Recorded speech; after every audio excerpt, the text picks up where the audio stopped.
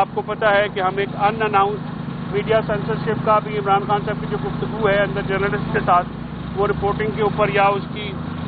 خبر لگنے کے اوپر بھی ایک پابندی لگی ہوئی ہے جس کے اوپر ہم آواز اٹھا رہے ہیں. تو بنیادی طور پہ یہ کہا گیا کہ آپ نے ڈیکلریشن نہیں دی. تو جو نیب کا ریفرنس تھا نمبر 18 جو ہے 2022 کا, اس میں یہ ساری چیزیں لکھی گئی تھیں کہ یہ چیزیں نہ صرف ڈکلیئر ہوئی بلکہ 4 اپریزر جو ہیں 4 اپریزرز نے اس کا قیمت لگائی اور قیمت لگانے کے بعد وہ قیمت کا 50% پے ہوا اور یہ جو ہے معاملہ اس کے ایز پر لا جو اس وقت تھا اس کے مطابق ڈیل کیا گیا. تو مجھے لگتا ہے قانونی طور پہ تو خان صاحب کے اوپر کوئی کیس نہیں. سیاسی معاملات ہیں یہ حکومت کیونکہ اس کا پولیٹیکلی موٹیویٹڈ پرسیکیوشن. تو پولیٹیکلی موٹیویٹڈ پرسیکیوشن میں حکومت جو ہے وہ مختلف کیس جعل سازی سے بنا کے عمران خان صاحب کو اندر رکھنا چاہتے ہیں کیونکہ اس وقت جو کیس ہیں قانونی طور پر ان میں کوئی میرٹ نہیں ہے اور زیادہ دیر عمران خان صاحب کو جیل کے اندر رکھنا چیلنج ہے. لیکن یہ حکومت کیونکہ جس طرح سے اسالٹ کیا جا رہا ہے آئین کے اوپر, عدلیہ کے اوپر, عوام کے بنیادی حقوق کے اوپر اور جس طرح سے بلڈوز کی جا رہی ہے قانون سازی, اس سے آپ کو سامنے یہ نظر آنا چاہیے کہ یہ سب جو معاملات ہیں عمران خان صاحب کو جو ہے جیل میں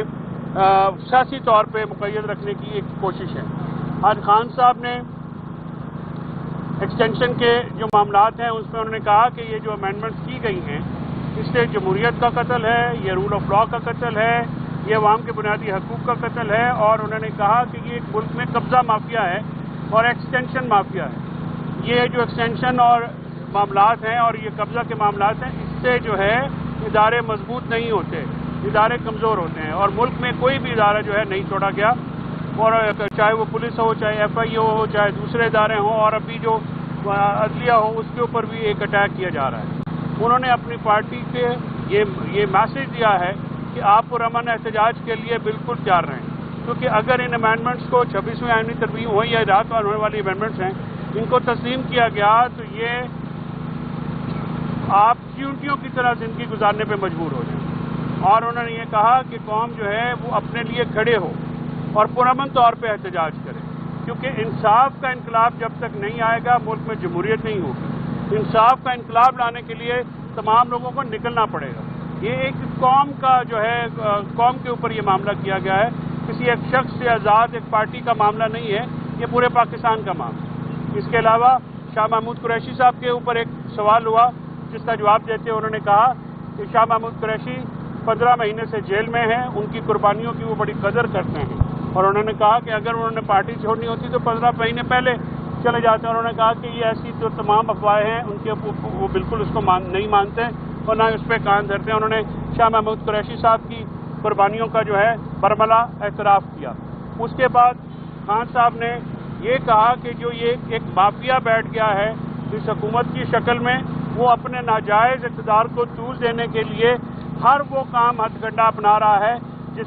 کا جو ہے نہ قانون اجازت دیتا ہے, نہ آئین اجازت دیتی ہے, نہ سیاسی اخلاقیات اجازت دیتی ہے. لیکن کیونکہ ایک ایجنڈا ہے, قبضہ کرنا ہے ملک میں, ایک مافیا کا جو ہے وہ معاملہ ہے اس ملک میں, تو اس